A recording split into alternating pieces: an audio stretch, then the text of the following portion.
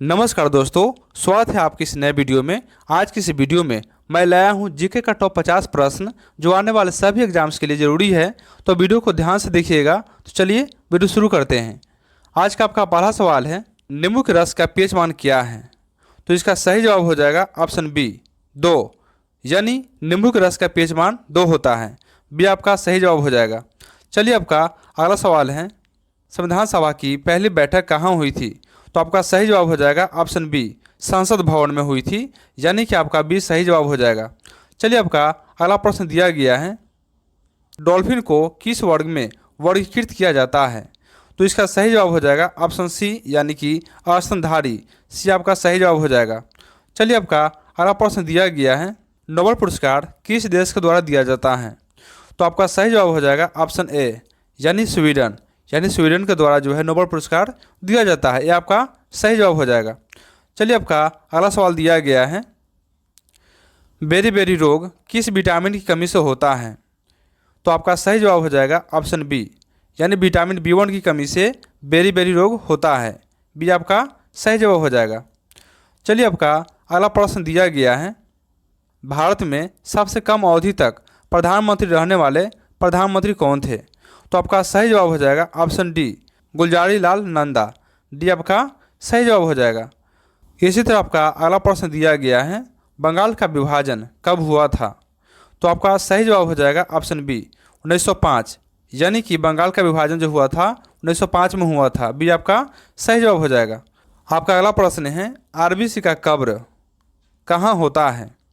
तो आपका सही जवाब हो जाएगा ऑप्शन ए, पीलिया। यानी पीलिया को आरबीसी का कब्र कहा जाता है। यह आपका सही जवाब हो जाएगा। चलिए आपका अगला सवाल दिया गया है, फोटोग्राफी में कौन सा अम्ल प्रयोग किया जाता है? तो आपका सही जवाब हो जाएगा ऑप्शन सी, यानी कि ऑक्जेलिक अम्ल। सी आपका बिल्कुल सही जवाब हो जाएगा। चलिए आपका अगला प्रश्न दिया गया है, विश्व पर्यावरण दिवस कब मनाया जाता है? तो आपका सही जवाब हो जाएगा ऑप्शन बी, 5 जून को मनाया जाता है। बी आपका बिल्कुल सही जवाब हो जाएगा। प्यारे दोस्तों, ऐसे ही वीडियो को पाने के लिए चैनल को सब्सक्राइब जरूर करें। चलिए अगला प्रश्न दिया गया है, मानव रक्त का पीएच मान क्या है? तो आपका सही जवाब हो जाएगा ऑप्शन बी, यानी 7.4। यानी कि मानव रक्त का पीएच मान होता है 7.4। बी आपका सही जवाब हो जाएगा। चलिए अब अगला प्रश्न है, भारत का राष्ट्रीय गान किसने लिखा था? तो इसका सही जवाब हो जाएगा ऑप्शन बी, यानी रविंद्रनाथ टैगोर जो है भारत का राष्ट्रीय गान लिखा था। बी आपका सही जवाब हो जाएगा। चलिए आपका अगला सवाल दिया गया है, सर्वश्रेष्ठ स्तनधारी कौन सा है? तो आपका सही जवाब हो जाएगा ऑप्शन डी, यानी मानव। डी आपका सही जवाब हो जाएगा। इसी तरह आपका अगला प्रश्न है, प्राचीन यूनान में अपोलो को किस देवता के रूप में माना जाता था? तो आपका सही जवाब हो जाएगा ऑप्शन बी, यानी सूर्य देवता। बी आपका बिल्कुल सही जवाब हो जाएगा। चलिए अगला प्रश्न दिया गया है, विटामिन ए की कमी से कौन सा रोग होता है? प्यारे साथियों, विटामिन ए की कमी से कौन सा रोग होता है? तो आपका सही जवाब हो जाएगा ऑप्शन ए, रतौंधी। यानी विटामिन ए की कमी से रतौंधी बीमारी होती है। चलिए अगला प्रश्न दिया गया है, भारत छोड़ो आंदोलन कब शुरू हुआ था? तो आपका बिल्कुल सही जवाब हो जाएगा ऑप्शन बी, 8 अगस्त 1942 को। बी आपका सही जवाब है। चलिए अगला प्रश्न दिया गया है, प्याज के खाने योग्य भाग को क्या कहा जाता है? तो आपका सही जवाब हो जाएगा ऑप्शन ए, तना। यानी तना जो है प्याज के खाने योग्य भाग होता है। चलिए आपका अगला सवाल है, पिट्यूटरी ग्रंथि कहाँ पाई जाती है? तो आपका सही जवाब हो जाएगा ऑप्शन बी, मस्तिष्क में। यानी पिट्यूटरी ग्रंथि मस्तिष्क में पाई जाती है। चलिए अब अगला प्रश्न दिया गया है, तेल दीप की बत्ती में तेल ऊपर क्यों उड़ता है? तो इसका सही जवाब हो जाएगा ऑप्शन बी, किसी तत्व क्रिया के कारण ऐसा होता है। बी आपका बिल्कुल सही जवाब हो जाएगा। चलिए अगला सवाल दिया गया है, पन्ना किसके लिए प्रसिद्ध है? तो आपका सही जवाब हो जाएगा ऑप्शन सी, यानी हीरा। यानी पन्ना जो है हीरा के लिए प्रसिद्ध है। चलिए अगला सवाल दिया गया है, आंसू का पीएच मान क्या है? मेरे प्यारे साथियों, आंसू का पीएच मान क्या है? तो आपका सही जवाब हो जाएगा ऑप्शन सी, यानी 7.4। आंसू का जो पीएच मान होता है वह होता है 7.4। सी आपका बिल्कुल सही जवाब हो जाएगा। आपका अगला सवाल दिया गया है, राष्ट्रीय गान जन गण मन पहली बार कब गाया गया था? प्यारे साथियों, राष्ट्रीय गान जन गण मन पहली बार कब गाया गया था? तो आपका सही जवाब हो जाएगा ऑप्शन बी, यानी 27 दिसंबर 1911 को, यानी बी आपका सही जवाब हो जाएगा। चलिए इसी तरह से आपका अगला सवाल दिया गया है, संसार का सबसे बड़ा पक्षी कौन सा है? तो आपका सही जवाब हो जाएगा ऑप्शन बी, शुतुरमुर्ग जो है संसार का सबसे बड़ा पक्षी है, बी आपका सही जवाब हो जाएगा। दोस्तों, ये सवाल बार बार एग्जाम में पूछे जाते हैं, तो इसे अच्छे से याद कर लीजिएगा। चलिए अब अगला सवाल है, कौटिल्य का अर्थशास्त्र किससे संबंधित है? तो आपका सही जवाब हो जाएगा ऑप्शन बी, यानी कि राजनीतिक, यानी कौटिल्य का जो अर्थशास्त्र है वह राजनीतिक से संबंधित है, यानी आपका बी सही जवाब हो जाएगा। चलते हैं अब अगले प्रश्न की ओर, यूनेस्को का मुख्यालय कहाँ स्थित है? तो इसका सही जवाब हो जाएगा ऑप्शन बी, यानी पेरिस में स्थित है, बी आपका सही जवाब हो जाएगा। चलिए इसी तरह आपका अगला सवाल दिया गया है, विषुवत रेखा पर दिन और रात किस स्थिति में होते हैं? तो इसका सही जवाब हो जाएगा ऑप्शन सी, यानी दिन और रात क्या होते हैं? बराबर क्या होते हैं? बराबर होते हैं, सी आपका बिल्कुल सही जवाब हो जाएगा। चलिए आपका अगला प्रश्न दिया गया है, आनुवंशिकता के नियमों का प्रतिपादन किसने किया था? तो आपका सही जवाब हो जाएगा ऑप्शन सी, ग्रेगरी मंडल, सी आपका बिल्कुल सही जवाब हो जाएगा। आपका अगला सवाल है, मास्टर ग्रंथि कौन सी है? तो आपका सही जवाब हो जाएगा ऑप्शन बी, यानी पिट्यूटरी, यानी पीयूष ग्रंथि को मास्टर ग्रंथि के नाम से जाना जाता है, बी आपका सही जवाब हो जाएगा। मेरे प्यारे साथियों, इसी तरह के इंटरेस्टिंग वीडियो पाने के लिए आप हमारे चैनल को सब्सक्राइब जरूर करें। अब आपका अगला सवाल दिया गया है, फोटोग्राफी में उपयोगी तत्व कौन सा है? प्यारे साथियों, फोटोग्राफी में उपयोगी तत्व कौन सा है? तो आपका सही जवाब हो जाएगा ऑप्शन बी, यानी सिल्वर ब्रोमाइड, यानी बी आपका सही जवाब हो जाएगा। चलते हैं अब अगले प्रश्न की ओर, जादूगोड़ा स्थान किसके लिए प्रसिद्ध है? तो आपका सही जवाब हो जाएगा ऑप्शन सी, यानी यूरेनियम खनन, यानी कि यूरेनियम खनन के लिए जादूगोड़ा स्थान प्रसिद्ध है, सी आपका बिल्कुल सही जवाब हो जाएगा। चलिए आपका अगला सवाल दिया गया है, मानव पेशाब का पीएच मान क्या है? प्यारे साथियों, मानव पेशाब का पीएच मान क्या है? तो आपका सही जवाब हो जाएगा ऑप्शन सी, यानी कि 6, यानी कि मानव पेशाब का जो पीएच मान होता है वह 6 होता है, सी आपका सही जवाब हो जाएगा। चलिए आपका अगला सवाल दिया गया है, भारतीय राष्ट्रीय ध्वज को संविधान सभा ने कब अपनाया था? प्यारे साथियों, भारतीय राष्ट्रीय ध्वज को संविधान सभा ने कब अपनाया था?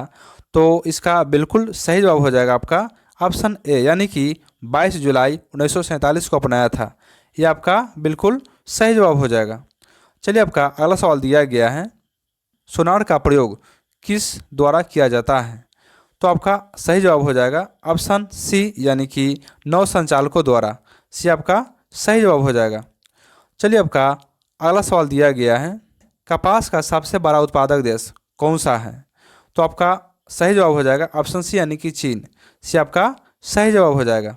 इसी तरह आपका अगला सवाल दिया गया है, जवाहर सुरंग को और किस नाम से जाना जाता है? प्यारे साथियों, जवाहर सुरंग को और किस नाम से जाना जाता है? तो आपका सही जवाब हो जाएगा ऑप्शन बी, यानी कि बनिहाल सुरंग, बी आपका बिल्कुल सही जवाब हो जाएगा। चलिए आपका अगला सवाल है, भारतीय राष्ट्रीय कांग्रेस के प्रथम मुस्लिम अध्यक्ष कौन थे? तो आपका सही जवाब हो जाएगा ऑप्शन सी, यानी कि बदरुद्दीन तैयबजी, यानी सी आपका सही जवाब हो जाएगा। चलिए आपका अगला सवाल दिया गया है, संकुल वन किस प्रदेश में उगते हैं? तो आपका सही जवाब हो जाएगा ऑप्शन बी, यानी कि टैगा प्रदेश, बी आपका बिल्कुल सही जवाब हो जाएगा।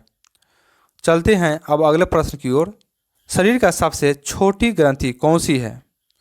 तो आपका सही जवाब हो जाएगा ऑप्शन सी, यानी एड्रिनल, सी आपका बिल्कुल सही जवाब हो जाएगा।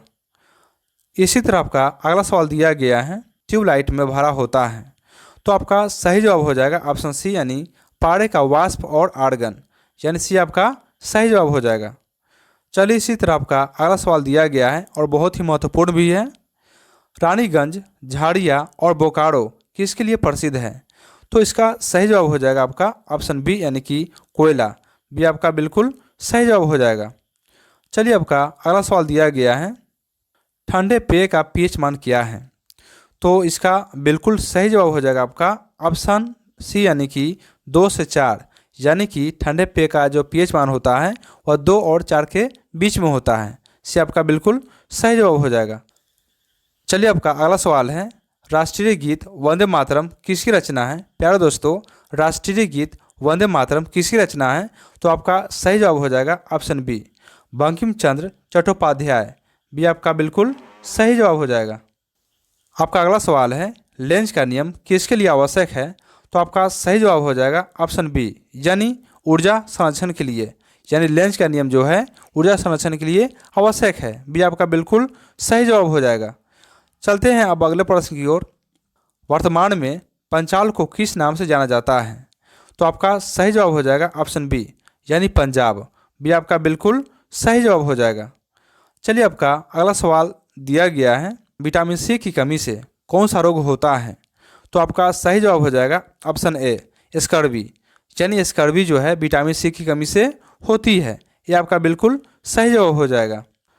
आपका अगला सवाल दिया गया है, भारत का अंतिम वायसराय और स्वतंत्र भारत के प्रथम गवर्नर जनरल कौन थे? तो आपका सही जवाब हो जाएगा ऑप्शन ए, लॉर्ड माउंटबेटन। ये आपका बिल्कुल सही जवाब हो जाएगा। चलिए इसी तरह आपका अगला सवाल दिया गया है, पुष्पों का अध्ययन किसे कहा जाता है? प्यारे साथियों, पुष्पों का अध्ययन किसे कहा जाता है? तो आपका सही जवाब हो जाएगा ऑप्शन ए, एंथोलॉजी। यानी पुष्पों का जो अध्ययन होता है वह एंथोलॉजी कहलाता है। ये आपका बिल्कुल सही जवाब हो जाएगा। चलिए आपका अगला सवाल दिया गया है, वर्धनता यानी कलर ब्लाइंडनेस का वर्णन सबसे पहले किसने किया था?